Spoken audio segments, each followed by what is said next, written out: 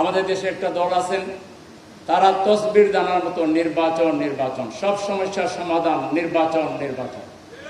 কিন্তু বাংলাদেশের ইতিহাস যদি দেখা হয়, নির্বাচিত সরকারের আমলে সবচাইতে বেশি অঘটনগুলো, অ্যাক্সিডেন্টগুলো ঘটেছে। এই বিগত 1 বছরে যতগুলো রাজনৈতিক এবং বিভিন্ন আন্দোলন অত্যন্ত কৌশলে বুদ্ধিমত্তার সহিত মোকাবেলা করা হয়েছে, যে দলটি ক্ষমতায় যাওয়ার জন্য পাগল হয়ে গিয়েছেন, তারা থাকলে এটা এইভাবে করতে পারতেন না। নির্বাচন সুষ্ঠু হলে ক্ষমতায় আসতে পারবেন না মনে করেই নির্বাচন যেন তেনভাবে করে ক্ষমতায় আসার দুঃস্বপ্ন দেখছেন। বাংলাদেশের জনগণ এটা কখনোই মেনে নেবে না।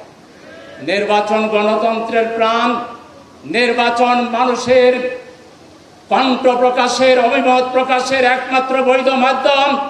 বাংলাদেশ জামাত ইসলামী সর্বদাই নির্বাচনের পক্ষে, কিন্তু কোন তামাশার নির্বাচন করে আবারও কোন ফ্যাসিবাদ বাংলাদেশে কায়েম হবে, এটা বাংলার জনগণ এক মুহূর্তের জন্য হতে দিতে পারে না।